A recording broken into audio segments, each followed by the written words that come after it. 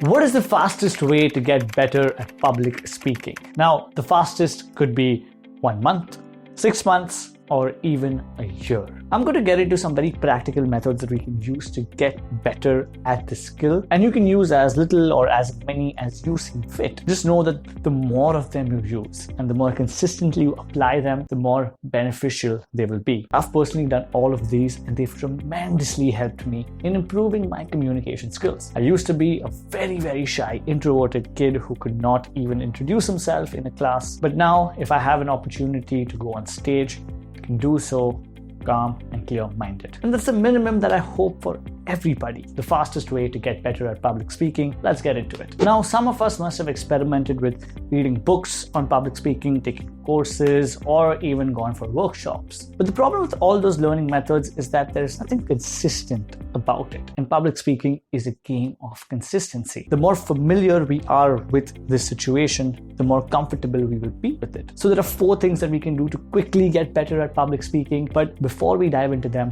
the main thing that we need to understand that public speaking is not a course, it's not about coaching, it's not about a workshop, it is a lifestyle. The more we can integrate the skills of communication within our day-to-day lives, the better and faster we will get at public speaking. So let's get into it. When Tony Robbins, one of the greatest speakers in the world, was asked, how did you get so good at public speaking? Did you have a place to practice it? And he said, no, I had no place to practice the skill. I simply treated every conversation like it was speech. And that's the very first thing we need to do. Treat every conversation like it's a public speech. So whether we're talking to a friend or even a small group of people, we need to incorporate the principles that we apply if you have to give a presentation in those general conversations. If you have a presentation to give tomorrow, you will think through your content. You will pay attention to your body language and your voice modulation. But we don't think of those things in our day-to-day conversations. But if we can bring those principles, communicating clear content, body language, voice modulation, facial expressions into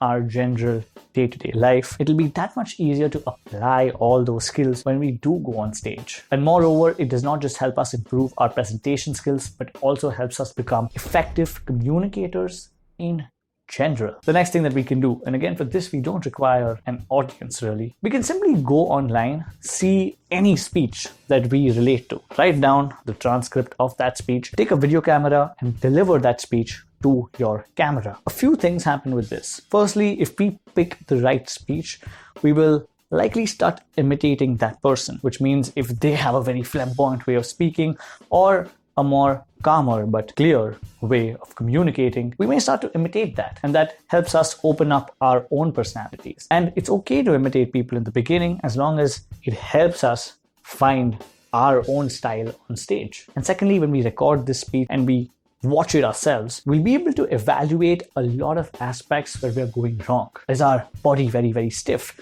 Is our voice sounding like it's in a monotone? Are we not smiling enough? Are we not using enough hand gestures?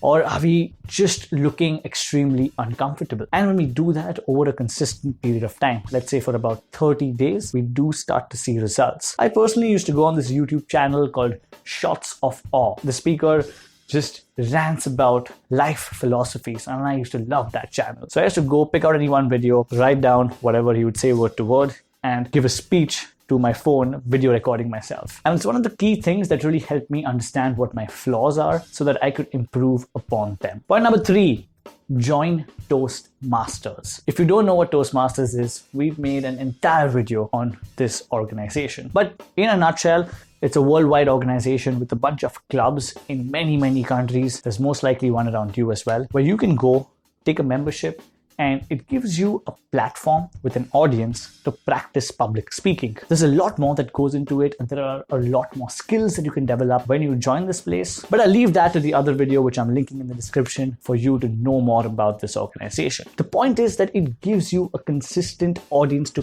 practice real public speaking on. And that's one of the best things that you can ask for. And again, there's a club in almost every country in the world. Moreover, it provides you with an environment where a lot of people from various backgrounds come to this one place, most of them with one single goal in mind: to improve their communication skills. And along with that, this place also helps you build a network, make friends, and give you some mentors and speed in your journey in public speaking. And finally, the last point is to grab more stage time. By far, this was the number one thing that helped me improve. If we really look around us, there are a lot of opportunities for us to grab more stage time. In the beginning, this is one of the hardest things to do. For instance, if you're in college, there must be a bunch of festivals or committees that you can join where you will have the opportunity to speak to a group of people. If you're older and have a job, there might be opportunities to do presentations in front of your teams, do trainings or whatnot, and even in social settings, to give wedding toasts, to give